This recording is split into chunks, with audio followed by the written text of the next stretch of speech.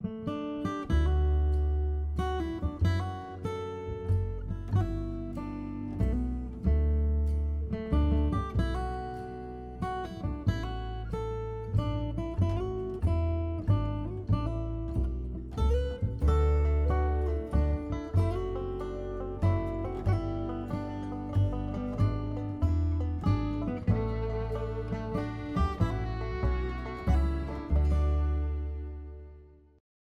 name is Mary Belle Gaylord, and I am an old woman, nearly 100 years old.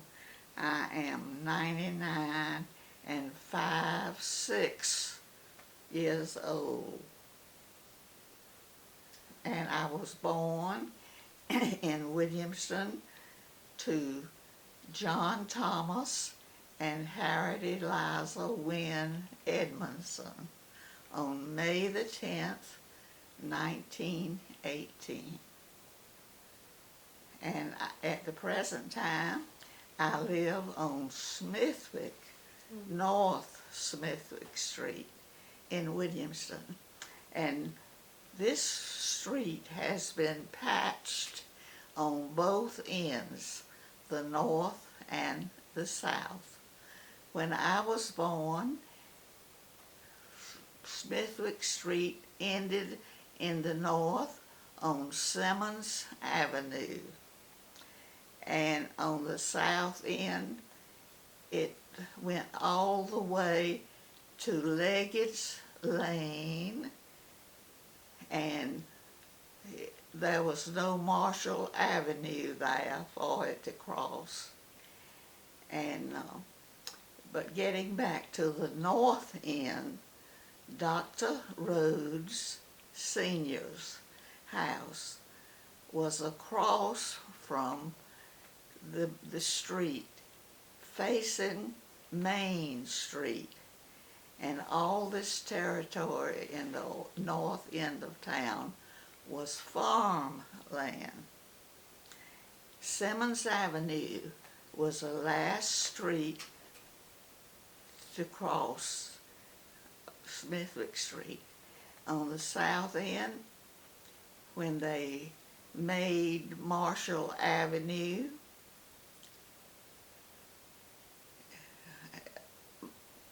we'll go back to that south end. There was a man by the name of Marshall Wilson who owned all that plot of land adjacent and parallel to Leggett's Lane. And I remember when Marshall Avenue was cut and made a street, and that's where it got its name, from Mr. Marshall Wilson. And all right, what else? Your house you grew up in was near Marshall Avenue, though, right? Tell us about that. Well, Smithwick Street then came all the way to where I grew up. See, On what street? on Watt Street. I grew up on 302 Watts Street, and where I grew up, that house has been torn down. In fact, all the houses on that block when I was a child have been torn down. The Ellison house, the Robinson house, and our house have been torn down. But getting back to Smithwick Street, it extends now several blocks on the north end from what it was. And this was Dr. Rhodes's farm, and they sold lots off of it. And they had to move the house, didn't they? They moved the house, so their house that they lived in then faces at the present time, and at that time, before that time, it faced Main Street. And that's when the high school was built in 1929 or 30, I've forgotten which year. That's when it opened all this area up for the high school. And I went to, in the 6th grade, I went to that school that's on Smithwick Street. That's no longer a school. And it's a mystery what's going to happen to that school. We are all anxious to know. Where did you go to school before the 6th grade? I went to the old Church Street School in the 1st grade. Of course, there was no kindergarten then. And Mrs. Emma Robinson, a lady who lived on the same block I did, taught me in the 1st grade. And we read about Baby Ray has 6 cunning chickens. And she was so nice. And then I went to Church Street School through the 5th grade, and then came over here in the 6th grade. And Miss W.K. Parker was my teacher, and she had been up north to summer school and taken a Palmer writing course. And we, at that time, when you wrote, you had a little bottle of ink and a pen staff. And we had to sit up straight in our desk and dip that pen staff in the ink well, and we would push, pull, oval, Palmer writing. But anyway, she did have us all writing pretty. And then I graduated. At that time, when I graduated from high school in 1935, there were only 11 grades in school. And since then, the 12th grade has been added. And we only went to school 8 months of the year. So we had an extra month of vacation in school. Tell us about your family. Well, in my family, there were 4 girls and 1 boy. And he was the youngest of all. And he was the most precious thing in the family. My brother Jack was. And my sister Patty was 10 years older than I. And she helped me a lot. And my sister Hazel lived in Williamson also. And my next sister was Johnny. They didn't think they were going to have a boy, so they named my sister Johnny after my father, who was named John Thomas. And then we fooled them, and I came along, and then Jack came along after me. And my mother was one of the sweetest women ever lived, I know. And my father, he was good too, but he was very strict and very protective of all of us. Sometimes we would want to do something and he would say it was not safe. But all he had to do was look over his glasses at us, and boy, we minded everything he said.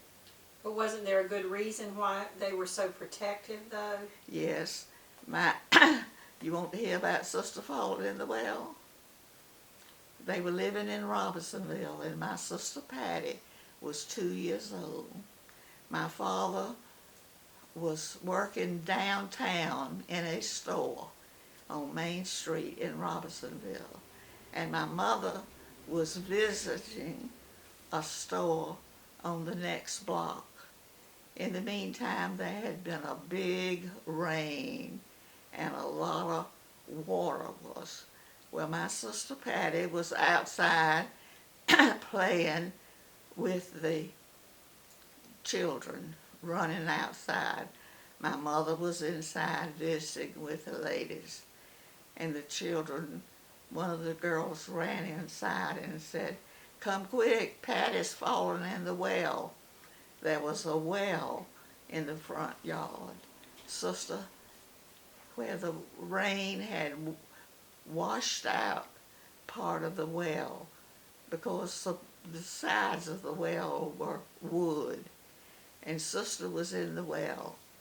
Well, news traveled fast, and my daddy got there in 2 seconds and went down in the well and picked sister up out of the well, and it was very cold, and she had on a scarf around her neck, and he grabbed the scarf, and so we nearly lost sister at that time, and that's the reason they were so protective. Well, what about the 2 brothers before sister? Well, I don't know anything about those. Except that they lost 2 little boys in infancy. Right.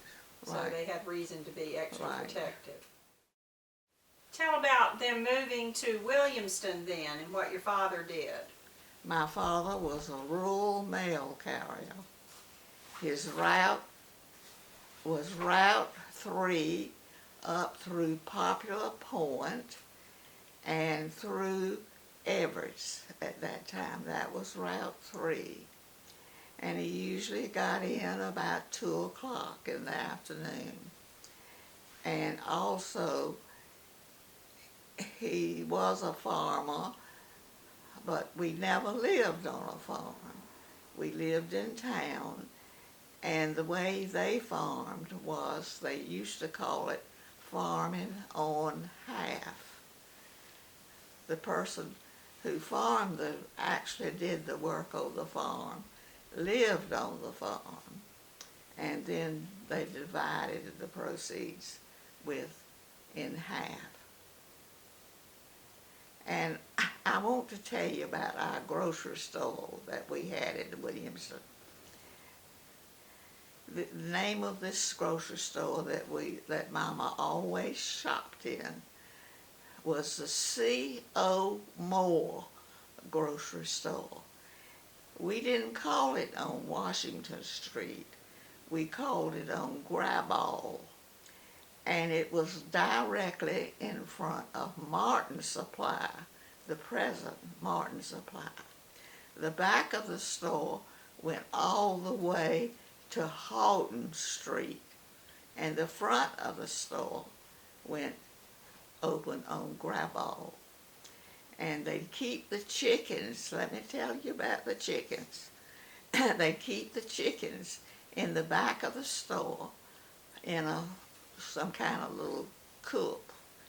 And usually, if you wanted chicken on Sunday, you had to go to Moore's store, and they would reach in that coop and pull out a chicken by the feet, tie the feet together, and put it in a big grocery paper bag, and then punch a hole in the top for the chicken's head to come out. Then we would go home, and I would hold the chicken legs for Mama to chop the chicken's head off.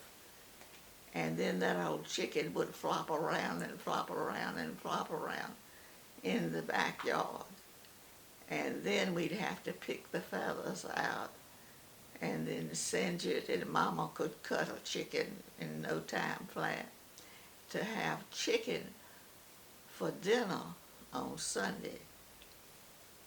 And isn't that where the phrase came from about the chicken running around?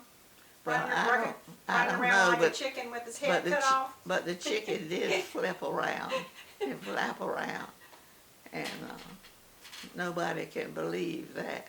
But I couldn't hold a chicken by the feet now for Mama to cut the head off. But we had chicken on Sunday That was the steady diet. And Mr. C.O. Moore and his family lived on Williams Street, and that was the last street before that was parallel with the present bypass. And I want to tell you about the traffic that used to have to come through Main Street. All the traffic that came off of 17 from over the river had to come up the river hill through Main Street to get to wherever they were going. And right now, when we see a line of traffic, we will say, well, I guess the bridge has turned. That's when we had the old bridge. And now we have a new bridge that you can zoom right over. Going back to that grocery store, how did you get your groceries other days of the week? Oh yes, I forgot that. Thank you for reminding me. You could call in your grocery order. The telephone number was 197. And if you ordered your groceries before 9:30, they would deliver your groceries to your house. So every morning, Mama would dial 197 to order what she was going to cook for lunch that day. And it was, let me tell you about this, right side of it, Mr. Moore had a little soda fountain right side of it. And Mama, we'd go on Saturday morning to pay the bill. She would give me a nickel, 5 cents, to go in there and buy an ice cream cone. Well, Mr. Moore's nephew, I won't call his name, when I went in one day with my nickel to buy me an ice cream cone, he looked at me and he said, "What did you do? Swallow $1 and break out in pennies?" You see, I had freckles all over my face, and he was naming my freckles pennies. I never did like that man anymore. But I don't think children have freckles like we used to have them. How did you get rid of the freckles? My mother ordered from somewhere and ordered a jar of Stillman's freckle cream. It seemed like children had more freckles then than they do now. And we'd put that, at night, we'd put that freckle cream all over my face. And it didn't take long to bleach. I reckon they were bleached out. And I got rid of my freckles. And that was a great relief to me. Because my brothers, now my brother Jack had a few freckles, but he wanted to keep his. He was a boy. I'm 4 years older than my brother Jack. Tell us about your tonsils. Oh, the little building that is beside the post office on Main Street in Williamston was Dr. Saunders's office. He was my favorite doctor in town. And his house is still just as pretty as it can be. It's across from the Methodist church. And the lady who owns that, Dr. Saunders's house, keeps it in tip. It's just beautiful to me. But anyway, at that time, this doctor from Windsor, Dr. Sawyer, would come and hold clinics to take out tonsils. And in that little building that was Dr. Saunders' office, Dr. Sawyer removed my tonsils that day along with about 10 other folks. It was a real clinic because when I was a child I had tonsillitis right often. And so that little building side of the courthouse is really a part of Williamston. How many people were in your graduating class? Well, I don't know exactly, but it was not too many because, see, we were not, Integrated. what's the word? Integrated. No, that's not the word. Anyway, it was just, we didn't have all the buses then that we have now. And, Farm life was still out at farm life. right. And there were a lot of little schools around in the county then. And mostly the folks in my grade were residents of Williamston. But I had a lot of classmates right here in Williamston. Grace Cecil, Grace Manning, Alta Harrington, Billy Griffin, and we had some nice folks in my grade. And we had at that time, we had no discipline problems in school. You went to school to learn reading, writing, and arithmetic, and that's what we drilled on. Tell us about where you went to college. Well, I graduated from high school in 1935, and nobody knows unless you could have lived through that area. That was the time of the Great Depression. I went to East Carolina, and East Carolina at that time was on the quarter system.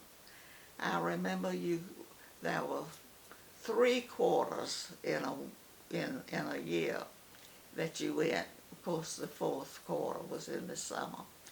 You could go 1 quarter at East Carolina at that time for $97. That included room, board, laundry, and you'd put your laundry out and they would pick it up and they would do that laundry, your sheets and so on, and bring them back and put them on your haul.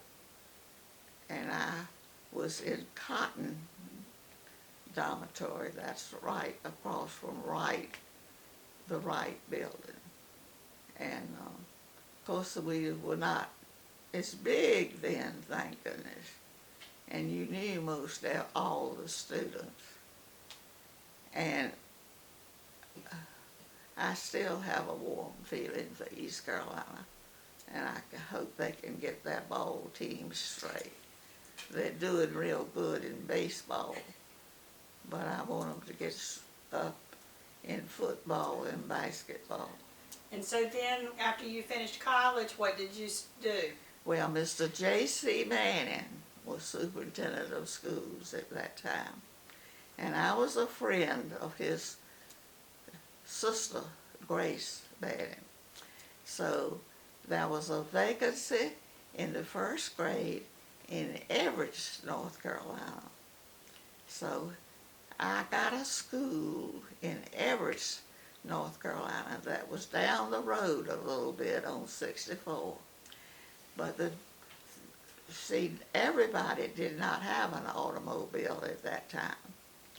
And you had to, when I went to Everett, I boarded with some of the nicest folks, to be sure. But you had to stay there 6 miles down the road and also stay there 2 weekends a month to go to church. But I loved Everett. I went to reunion not too long ago when I went to, and another person who is older than I was there too, Doris Roebuck from Robinsonville, and I were the only teachers there. But I loved Everett's, and I still love the folks there. Where else have you taught besides Everett's? Well, I have taught on and off. I got married and moved to Whiteville, North Carolina at Christmas time. And then I finished the year out in Whiteville teaching. Then we moved to Windsor, North Carolina that summer. And I didn't go back to teaching right then. I did work at the agricultural building a little while. And then I went to Williamson Primary. And then I started my family after 4 years of marriage. And then I stopped when I had Ella Martin. And then I started again at Farm Life. And boy, was that a place. I want to tell you a little bit about Farm Life. They would kill hogs, and they would invite us to go and eat lunch. You know, they'd have a big hog killing and have all this food, and they would invite the teachers. And the janitor would keep all the children while we would run and eat lunch. And then they'd give us a little bag of sausage. And if you were loved pretty good, you might get a tenderloin. And then I got pregnant with Brucey 9 years after Ella Martin. So I stopped again. And then when she was about 4 years old or 5 years old, I started back again at Williamson Primary. And I retired from Williamson Primary the second time. And that was, we went in the new, we used to call it the Belo School. I went to the Belo, taught in the Belo School when it was brand new. Jack Butler was the principal. And then I taught until my husband got sick and I retired. Tell us about your necklace and who it belonged to. Oh, this is my thing I can't do without. The children used to call this, is that a sheriff's badge? It does look like it, doesn't it? But it's a medal that my husband got. It's an athletic medal that he got from Campbell College in 1934. And it has his name engraved on the back, and I think a lot of that. He had 2 brothers already, older brothers at college. Well, the only way maybe he could go to college was to play ball, and he was apt in playing ball. So he got an athletic scholarship at Campbell College and received And tell us his name or names. Well, his name was William Bruce Gaylord.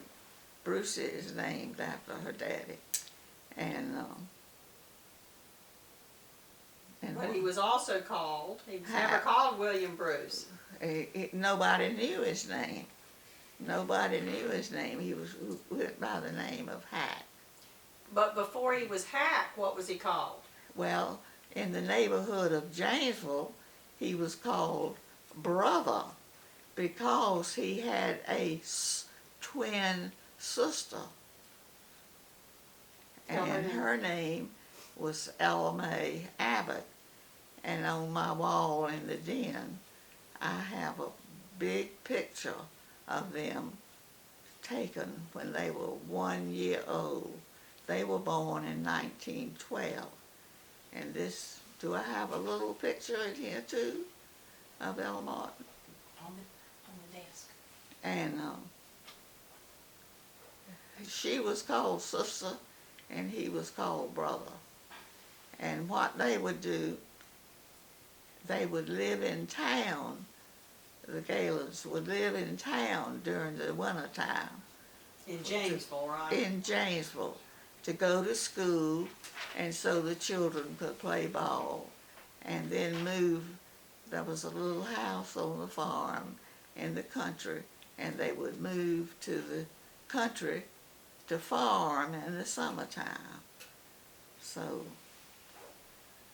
Go back to when you were teaching at Williamston Primary in the Below School. Were you still teaching when integration occurred?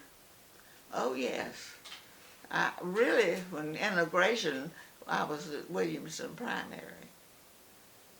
But everything went very smoothly.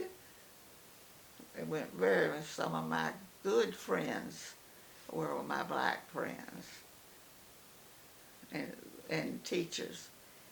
And somehow or another, I always was given nice children.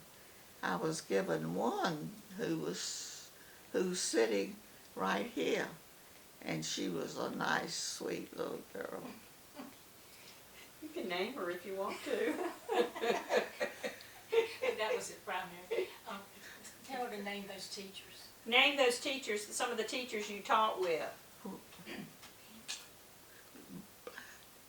Well, I taught with Emma Manson, and I taught her daughter, and Mrs. Evans taught right beside of me. But at that time, we all worked together. We ate together, and some of my good friends are black friends.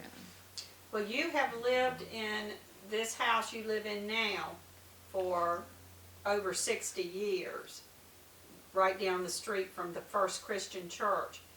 When was the church built and when did it move? Do you know? The church was finished, and we moved in the new church in 1953. Our previous church was also on Smithwick Street, but it was on South Smithwick Street, next to the railroad. In fact, I have a replica of all three of our churches. I have a little church that I was baptized in 1930. I was baptized, I've only been a member of that church. I've been a member all my life. I was born in it, and Miss Alice Dunning had the cradle roll. I did have a little certificate of the cradle roll, but I lost it. And I joined the church in 1930 when I was 12 years old. And I have been a member of that church all these years. Tell about what you all would do between Sunday school and church. Okay, now our church, when I was a teenager, we did not have church every Sunday. We shared a church with the church in Robinsonville. And I would go to the Baptist church with my friends. But what I want you to know, the drugstores downtown would open up and we would rush. See, the Baptist church was a block from Main Street. Our Christian church was a block from Main Street. We would rush, the drugstores would open up between Sunday school and church so we could go down there and get us a fat and Coca-Cola between Sunday school and church. What kind of positions or jobs have you had in the First Christian Church? Well, I've been a Sunday school teacher all my life, and I am I have been a deacon. I'm an elder in my church. I have worked in my church all my life because Mama always said, you got to go to Sunday school and church if you're not sick. And if you were sick, you were in the bed. So I have been, of course, the last several years, I have not been because my hearing is handicapped at this time. But I'm still a member of my church. I know something about my daddy. Okay. Are we on? Yes, ma'am. I remember when my father had a Model T Ford, and sometimes he was a rural mail carrier, and he had to be in the post office early to sort the mail. And on cold mornings, sometimes that old Ford did not want to start, and we'd have to go out in the garage and put a jack under that right rear thing, and he would roll over and roll over until we got that old car started, and so on. So I remember the Model T when it had to put up some protection of the car. You would put up these side pieces to the side, and then we did go to the Model A, and so on. But transportation has changed. So in 1939, you had a big experience. Tell us what you did then. Well, I got married at 39. Did you go to the World's Fair on your honeymoon then? No, I can't remember who I went with to the World's Fair, but I did. Where was it? New York. Was that before you got married? Oh yeah. Oh yeah, that was in the summertime. How'd you get to New York? I think by the train. That's something that slipped my mind. So did the train stop in Williamston in those days for passengers? Yes. The train used to stop. We used to have a depot, and sometimes we'd go down to the depot to see who was going to get off the train. Now, where was the we depot? had a passenger train then, and it would back into Williamston, and over that old trestle, on 64 going out of town, that old trestle is still there. Where was the depot? Do you remember? Yes. Let's see now. It was where across the street on Halton Street, close to where I told you that Mr. C.O. Moore's, the back of his store was, across the street on Halton Street, where his store was. Well, tell us a little bit about World War II. Well, sometimes it seems like a days, because I came home to Mama's at that time because my husband volunteered to be in the service, and he was stationed in China, and I started teaching then while he was gone, and he used to remark about how dirty China was at that time, that they were not supposed to eat anything off the base. He was in a field hospital, and that field hospital was getting ready for our United States to invade Japan, and that field hospital was ready to receive patients from that. But thank goodness the war ended and we did not have to invade Japan. Was that before or after Ella Martin was born? Well, that was, Ella Martin was born. Ella Martin was born during that time.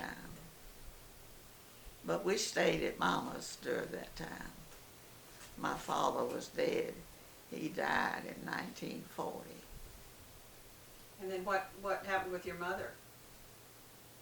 What? Your mother, where were you? Well, we lived with Mama at that time, and when he came home from service, he started working he worked with the health department. He was a sanitarian at that time, and that's what he did in the field hospital. So he got a job. There was a vacancy in Martin County at that time, and so he got a job in Martin County and worked here in the health department until he went with the schools as maintenance director, and that's what he retired in. So he was in the school business also. And your mother came to, when you moved over here, she came with you all? Yes, she came with us. Do you remember the first time you all had TV, or what did you listen to when you were, did you have radio? Yes, we had the first TV in Williamson. The Hamilton Ball Club was selling chances on a TV. Well, my husband bought the lucky ticket and he won the TV in Hamilton, although you could only get the Norfolk station, and that was full of snow. And we had to put up a pole outside the living room where the TV was to put the antenna up to be able to see the snow. So finally it cleared up. Tell us, going back to World War II, tell us about what you know about the prisoner of war camp that was located Well, here. the prisoners of war camp was housed down toward the river, and they must have been cream of the crop of Germany because they were nice folks, they were competent folks, and they made, some of them were bound to have been artists or so on, because they made these beautiful Christmas characters about the Bible. And we'd put those up in town at Christmas time, and everybody prized them so. But they was, during the year other than Christmas, they were stored in the city hall. And then when this old city hall burned, those characters were burned along with the city hall. How have you seen things in general Well, change? let me tell you about Main Street. Where Barnes Plaza is now, there was a store right there on that corner. It was the nearest thing that we had for a dime store. Of course, we didn't have a dime store, but you could go, his name was Mr. Blunt. His store was on that corner, and you could go there and buy anything from a flower pot to some fabric. And sometimes Mama would send me down there to buy some fabric, and I would come home and she would make me a dress and I'd have it on that afternoon. And then we had all those theaters. We had 2 theaters on Main Street. And the first theater we had in Williamson was upstairs in the old city hall. And that was when the silent movies were. And Flonnie Watts played the piano for the silent movies. She could really play that piano. And then the Wattses built the theater, which is a void now in Main Street because that has been torn down. And then the Browns, Dr. Brown's family, opened the Vicar Theater across the street from there. And now we don't even have a theater. If we want to see a movie, we have to go out of town. Tell about what Mr. Wig Watts used to do when the movies were playing. Well, you didn't buy any popcorn, that's for sure. And you didn't eat in that theater either. And you had to be quiet. And you couldn't make any noise. He didn't want any eating in that theater because he said it would cause mice and bugs. And he did keep a clean theater. And when you went to the movie, you could enjoy the movie. And if you were talking, he would come down and call you down to be quiet too. And we had a cereal in that theater, a Wild West cereal on every Saturday. You could go to the movies, I don't know how, I've forgotten how much, but it was less than a quarter. But we would go on Saturday to see the shoot 'em up in the Wild West. And that was before television. And they'd always have a newsreel on the theater. So when you went to the picture show, you saw pictures of the news that you hadn't seen before. Extended family used to be very important, and of course still is to you, but tell us that story about your cousin who wanted to go on a date with his girlfriend. Okay. I had a first cousin that lived out in the Crossroads area of Martin County. He was about my age. He was a Robinson, though. His mother was my aunt. And he was a true mechanic. He always had an old car that he was working on. And he had worked on his old car all day because he had a date with his sweetheart that night. So after working on his old car, he went in the house and dressed up, ready to go on his date. And he started the car, and it would only go in reverse. It would not go forward. So he would not be outdone.